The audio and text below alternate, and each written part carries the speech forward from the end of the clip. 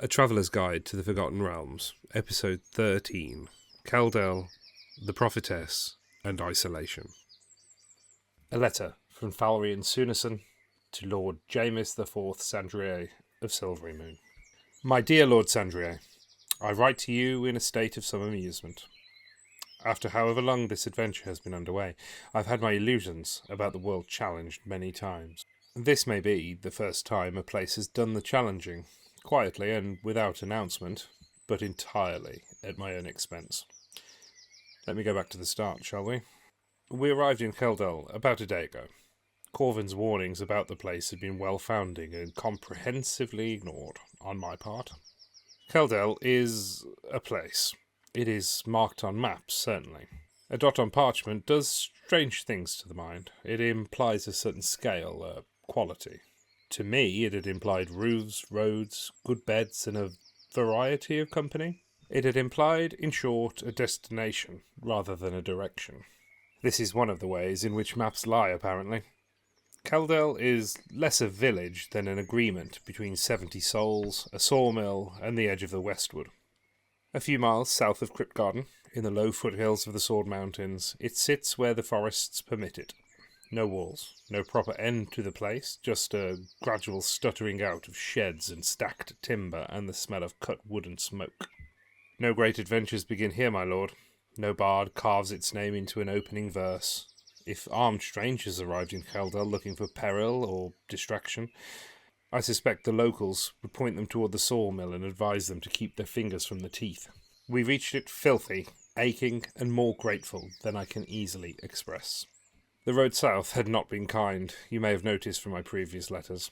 I've written before, of course, of the difference between travelling and moving goods, and the lessons had deepened considerably by the time we arrived. A may endure a bad road through pride or stubbornness. A wagon has no such consolations. It either passes, breaks, or stops everyone. By the time we came to Kheldell, the whole caravan looked as though it had been dug from a ditch and reassembled by something that only had a distant theoretical understanding of wheels. Corvin, strangely, had stopped swearing several hours earlier, which alarmed us far more than his profanity ever had. And Nalise had grown quiet in that way of hers that makes concern feel uncouth. As for myself, I'd abandoned the wagon some miles out and was walking, a decision that traded the agony of a bruised seat for the agony of a dozen ruined blisters, which I chose to regard at the time as a net improvement. Honestly, I can't recommend either.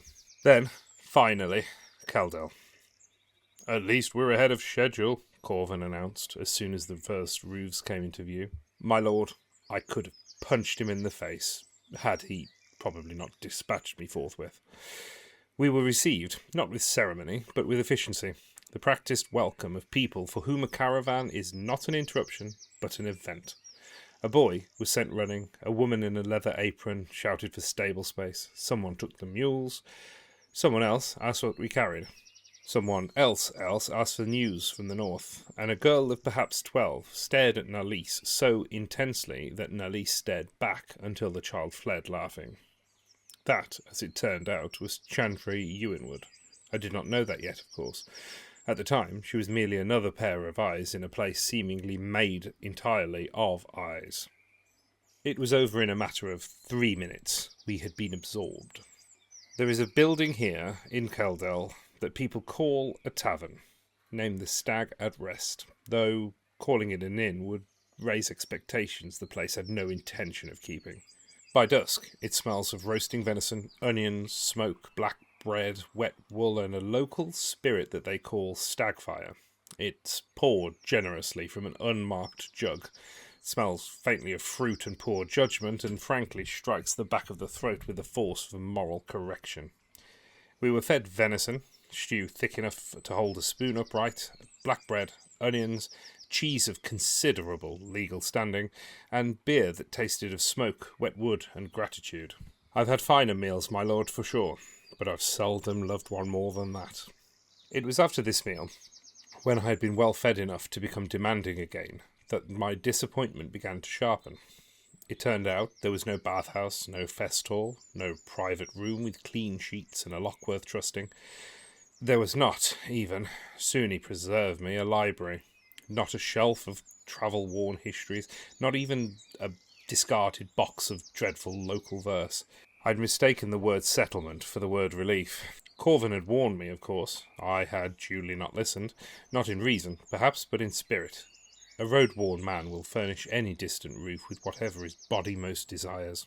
So I asked him, over our cups later, why any sane man would bring wagons over the Thunderhoof Pass when easier roads led to Red Larch and Tribor and the rest of civilization that had at least the decency to provide baths.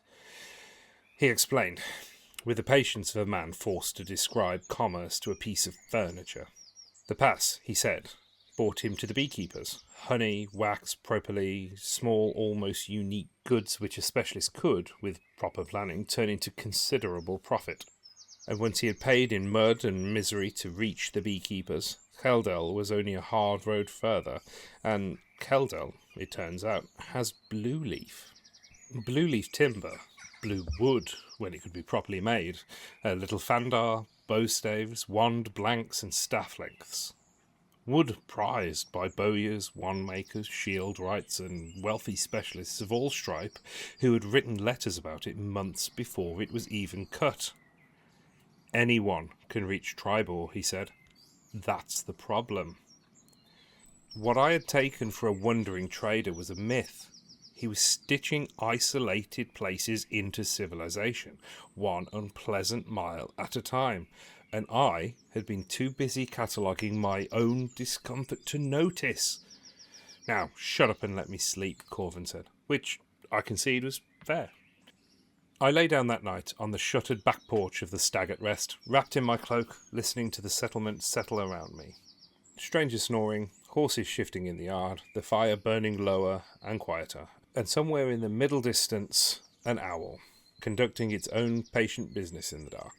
A road-worn caravan, absorbed into the rhythms of a place that has seen many such caravans and would see many more. I had intended to write 2 lines of notes, but I woke after dawn with the ink still capped, which I count as one of the kinder mercies of the gods. My first full day in Kheldell taught me more than I expected. This is often the way of small places, I find. In great cities, complexity announces itself. In these small settlements it must be watched for.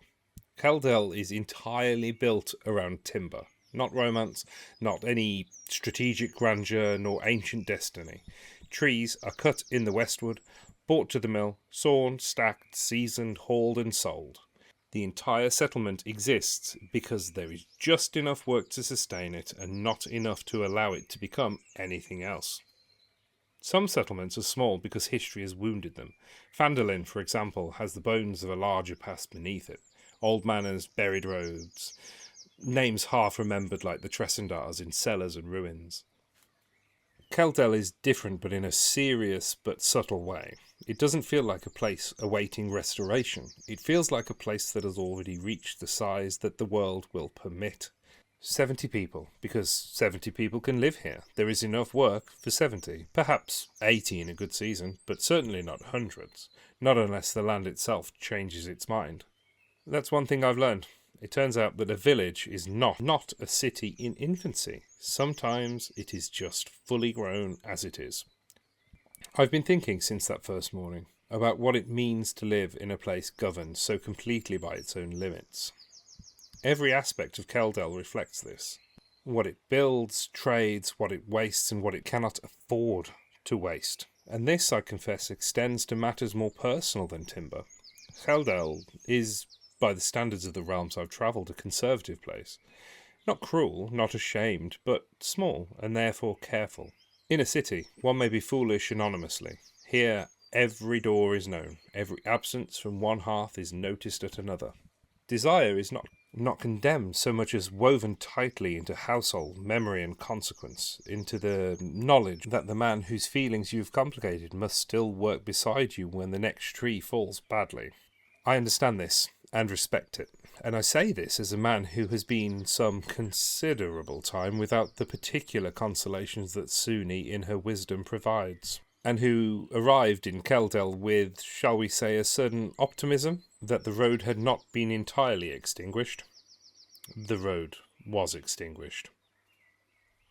There are worse things than cold water and philosophy. I filed this under hardships of the road and resolved to think no more on it. I thought about it rather a lot, but I am at least a man of genuine resolution. I do find myself longing for a festival for even the meanest temple or shrine of Sunni. The magic of Kheldell, such as it is, follows the same logic as everything else here, divided not by school, temple or guild, but by use. That which lifts the timber, that which keeps the forest willing, that which mends flesh, finds lost children, blesses seed, and tells men with axes where not to stand. There is no academy, no temple staff, no shelf of remedies for the desperate traveller. There is the wizard, weirdly, at the sawmill, of whom more in my next letter, and the dusk circle at the edge of the Westwood, and between them they manage what a place of this size requires. Not abundance, knowledge, care, and a great fear of waste. I should note in passing that the blueleaf here grows with an unusual consistency. In this soil, at this edge of forest, in stands that seem to a layman's eye almost tended rather than wild. I remarked on this to one of the cutters, who gave me the kind of look Kheldell has reserved for questions it considers answered by the evidence. I've not yet determined what the evidence actually answers, though, but I find I keep returning to it. Isolation has made Kheldell practical. The forest has made it humble. That, I think, is why it endures, and perhaps why it's permitted to endure, which is not quite the same thing. There is a shrine, though not a temple. It stands near the stag at rest where the track widens before the timber yard. A low roof of split shales over a carved post darkened by rain and the touch of many hands. Chauntier is there, in a sheaf of grain. Shondacle in a little wind-worn traveller's staff. Walkeen looks down on us from a hanging scale pan. Other marks too, less formal and perhaps more urgently meant. A carved unicorn's head for Maliki, oak leaves for Sylvanus, a ribbon, a horseshoe nail and a child's bead. It is not a place where miracles are purchased, but where people confess without saying so aloud that they cannot afford to lose. There is something particular about the quality of faith in a place like this, in a settlement that sits as Kheldell does on the edge of things. The Westwood to the south, the mountains and Kryptgarden to the north, and between them a handful of souls who have chosen, or perhaps been chosen, to remain. The prayers here do not have the confident transactional quality of city worship. They have the quality of people who know that very old, very large, very patient things exist on all sides, and who have learned, in due course, to conduct themselves accordingly, not in fear exactly, but in awareness at the least. It was near that shrine that Tchandrae Euinwood found me properly. Everyone in Kheldell seems to treat her with a mixture of affection, use and caution. They say that she knows things. Not all things, not always useful things, not the things that one wishes her to know, but enough that grown men with axes lower their voice when she frowned at a plank. She had known the contents of a sealed crate before the lid was lifted, found a lost dog by touching a collar, and told a carter his wheel would fail before the end of the day. It had, 2 miles out in the deepest part of a bog. Corvin himself had submitted several wrapped lengths of wood to her inspection with the air of a man performing a ritual he resented, but could not entirely justify skipping. She identified the blue leaf before the cloth was opened. He offered 3 alternative explanations. She declined each one. He returned to his cups. I learned, in passing, that she had received a visitor some months before our arrival. An old man, apparently, very old by the account of those who remembered him, shabby in the way that suggests indifference to the opinion of others rather than poverty, and carrying a staff that one of the cutters described as looking as though it had seen more history than was strictly necessary. He had stayed for just 2 days, asked Chandra a great many questions, answered none of her own to her satisfaction, eaten amounts of food disproportionate to his size, and left without adequate explanation. I asked what his name had been, but no one seemed entirely certain. He had offered several, apparently, at different points during his visit, and there had been some debate afterward about which, if any, had been genuine. The general consensus was that it did not really matter, and that the important thing was he had confirmed what Kheldell had already suspected. That Chandra's gift was real, that it was not harmful, and that they should, in the words of the old man himself, simply let her be what she is, and not try to ask her about anything that they didn't genuinely want to know about.